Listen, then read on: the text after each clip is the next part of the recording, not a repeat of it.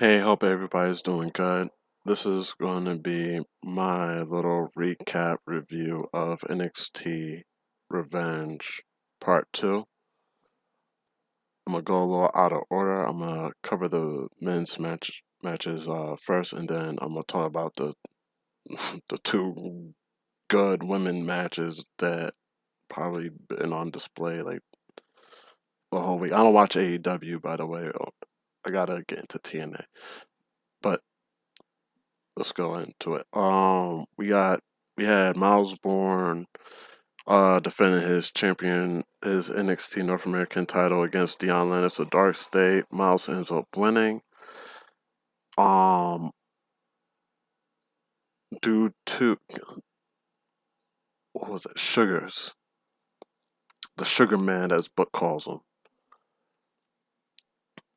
He tried to help they were all trying to help Dion, but the help ended up being detrimental and ultimately aided in Dion's loss to Miles.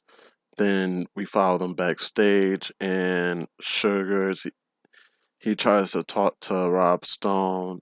Then later on the night, Sugars is talking to Dion, says that pretty much Dark State will get another title opportunity.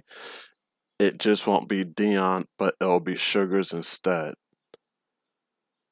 And it seemed a little bit of a tension that was going on there when he came back and said that. But we'll see what's gonna happen if they break up or if Sugars might get kicked out. Who knows? Who knows? Then we had the speed title tournament finals because Lafleur had to relinquish the men's speed title due to injury and couldn't defend it. So Lexus King versus EK Prosper. That's what they're calling him now. He went from Eli Knight to EK Prosper. Lexus King wins. Obviously, Birthright helped him out. The teamwork made the dream work. Then we ended up with Joe Hendry versus Keanu Carver. It was a good match. I think they're building Keanu wins. Long story short, but I think they're building him up to be,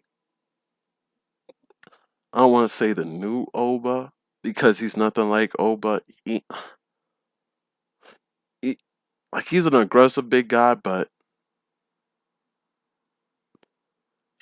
I think he just needed a little bit more reps. But I seen him on Evolve. He was doing his thing on Evolve as well. He has an intimidating presence about him.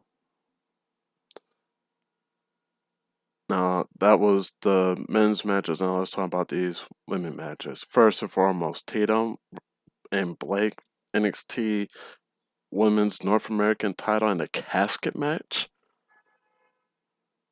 Listen, Tatum wins her second casket match. There's only been two women's casket matches in WWE history. Tatum was in the first one going against Wendy Chu, and that was a great rivalry. If you haven't seen it, I suggest you go back. I want to say it was probably like 2 years ago.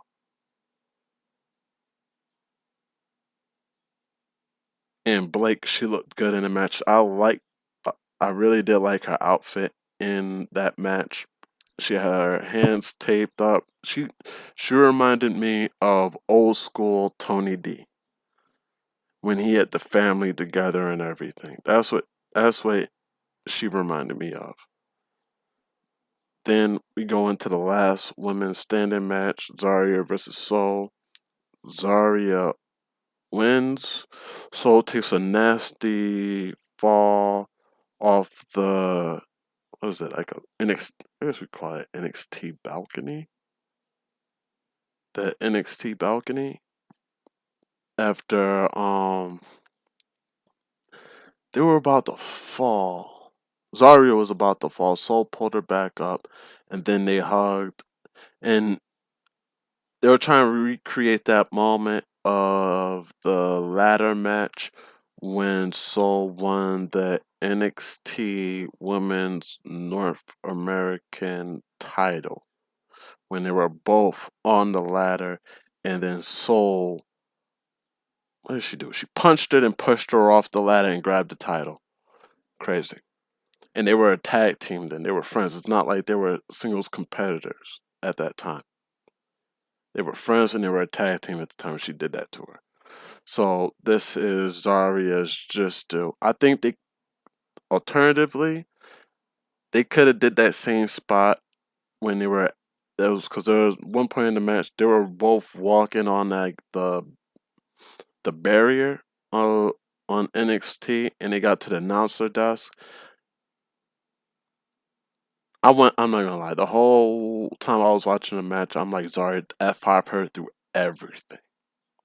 But I couldn't wait to see her F5 her through the table. That's what I was really waiting on, and I thought that was going to be the finish, and that was not the finish, and they had other plans. I don't think it would have been a bad finish if they did. It could have probably had done the same thing on that NXT barrier. Honestly, just for it to be safer, so because she's going on Raw, and then for this section, I'm gonna talk about some potential SmackDown call-ups. Ricky Saints, Kalani Jordan. I don't think Jada Parker's getting called up. I want people to get some gold around their waist before they get called up. Honestly, JC Jane. I saw rumors that they might be forming a new Fatal Influence and they're gonna keep Fallon, but I do think Fallon should go ahead and get the tap on the shoulder too. But if she don't, it's fine. Who else? Who else? Who else? Who else? Who else? Was it Ricky, Kalani, JC Jane? Lola Vice might get called up. She's been going in between NXT and Triple R. Right now, she is a double champ because she's the mixed tag. She's a mixed tag Triple R mixed tag team champion with Mr. Iguana. They just recently had a defense on Triple R, and I watched it, and it was good. It was good. And also, Blake Monroe might also get called up. That's it. That's all I'm gonna say. Those were my SmackDown call-up predictions. I know it's probably a little too sporadic for Lola Vice to get called up, but I know she just got the title and everything. But they could do a tournament for that. I would love to see them do a tournament for that. Have it vacant, have her not lose it or drop it to anybody. Just have it vacated, and then have a tournament. I think that would be the best move moving forward. Or have like a battle royale and something. Because a lot of them women can wrestle. I might be forgetting one more male wrestler that might get a call up. I don't think Tony D'Angelo's getting a call up just yet. I don't think so. Not yet. Hell no, not yet. Um, I almost forgot. We also saw Bailey Humphries there. She was on a date with one of the guys from Vanity Project, Jackson Drake, and it was really good to see her. And welcome to NXT.